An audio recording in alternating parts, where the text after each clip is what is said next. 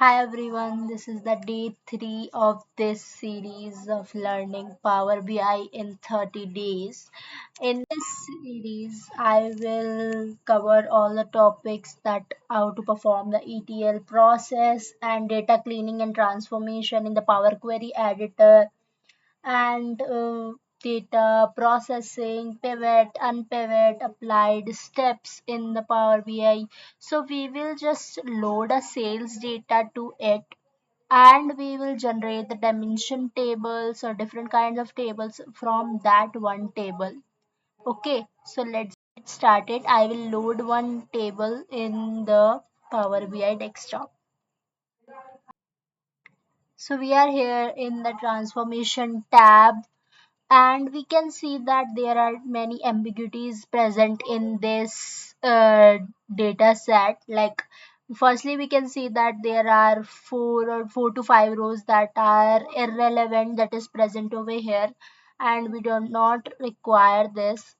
What we can do is perform the transformations step in which I will remove the top five rows that we have that is irrelevant. Then we can change our column header as use first row as header.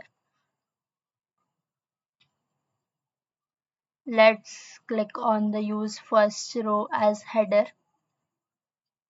You can see that our data is sorted now. And now what we can do is, like, I have the sales data in the same uh, same file only. Okay. If I want to segregate each and every file for each one of them, like I want a separate file for orders and separate file for customers and for the delivery as well, and I can create that with the help of Power Query. This is what we called transformation ETL process, in which we can extract, transform and load our data so that we can have a clear more understanding about our data. So let's do one thing. I will create one one sheet for orders and one sheet for customers. Let me duplicate this.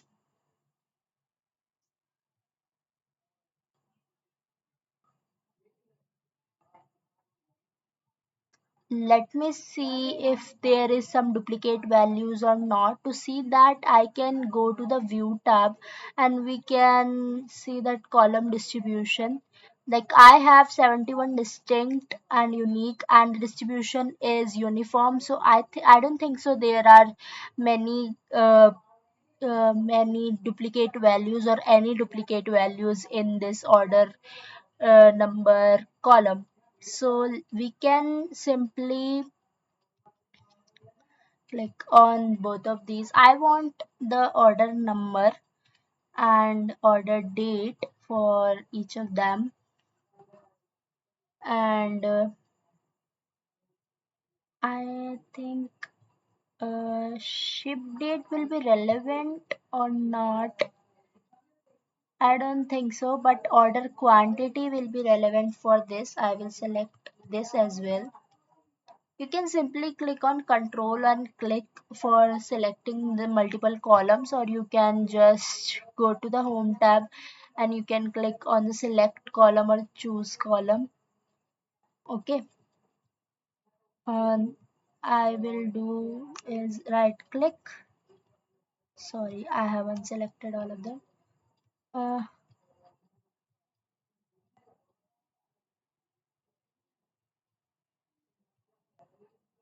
Let me choose column on the basis of this. Order number I want, order date I want, and order quantity I want.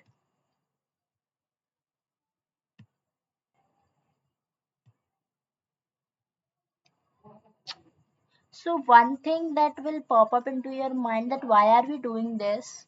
Because what we do in the data analysis, we create a star schema in which our information can flow smoothly.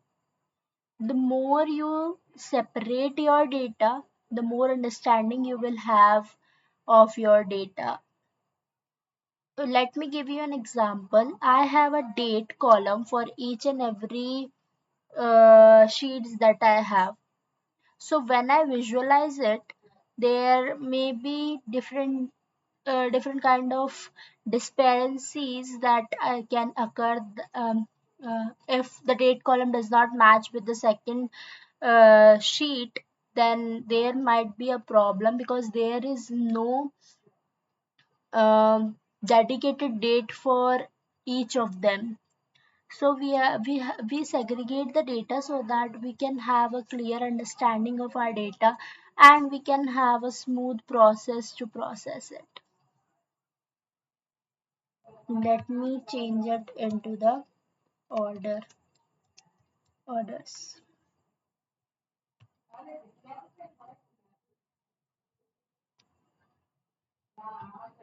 I think order is fine. Now we will create a um, uh, cust- customer dim table in which for the customer we only have the customer name. So if there are no IDs present in this sales. So I will do one thing. I'll create random IDs for this. And how will I do it? Let me show you. Let's duplicate it and keep only customer name and remove all other columns and name it as customer.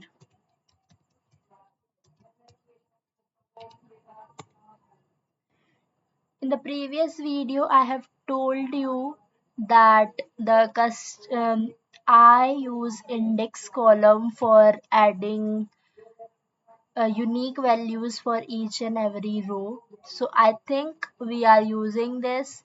We can use the custom indexing for it. Let's say I have to start my uh, counting or assignment of customer ID from 5000 and let me increment it by 1. You can see that there are unique values present over here. And let me do also one thing. Let's remove duplicate from the customer name because there are different kinds of I can see that there are duplicate values present over here.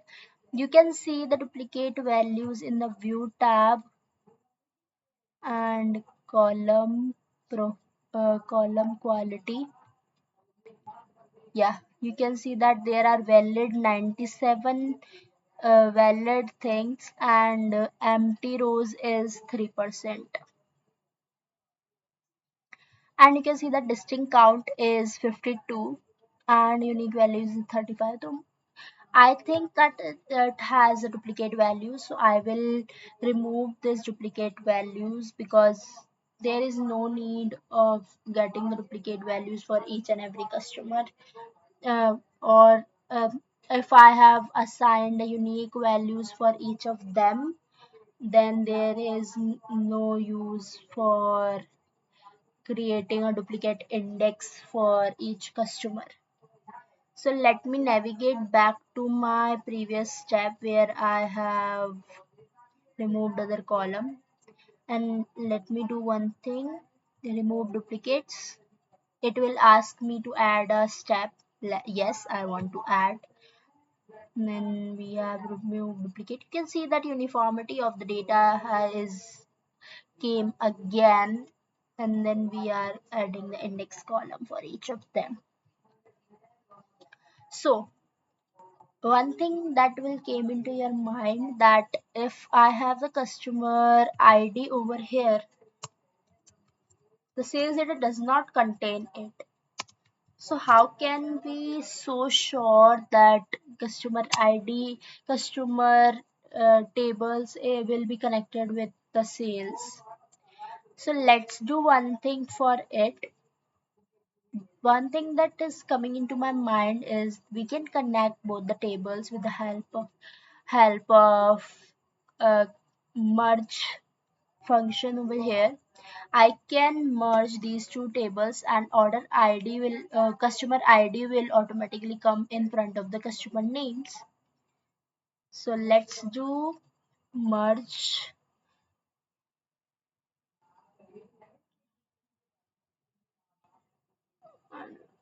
I'm not able to see it.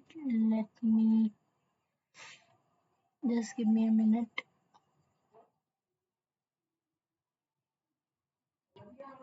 Okay, let's do one thing. Again,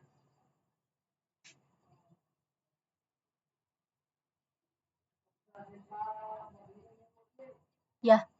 So it is in combined merge query. I have told you regarding this. The merge query is the queries are merged uh, on the basis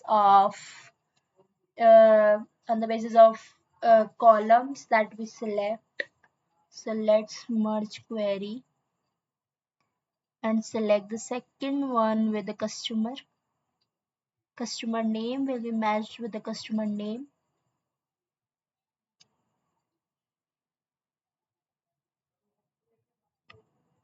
Okay, I will expand this and I don't want the customer name again and again in my sheet, so I will have the customer ID with me. You can see that I have different IDs for the same IDs for the same customer. Now these tables can be connected. The next thing I want to add in this supermarket sales is add a new column which will calculate the revenue generated by the supermarket. So I will click on the add column, then click on the custom column. The custom column will have the revenue, and the formula will be order quantity. Revenue is basically the quantity ordered by the customer into the price that is sold for this particular order.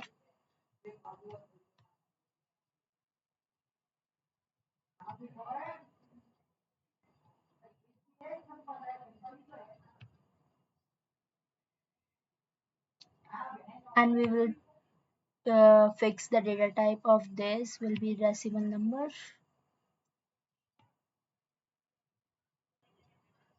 That's it. I think data looks fine and good. I think data is good for now for me. Uh, that's it for today's video. Next video will contain the data modeling and relationship. I will give you more understanding about the relationship types, the cardinality, the relationships, uh, cross filtering, etc. in the next video, and stay tuned for the next video. Thanks everyone.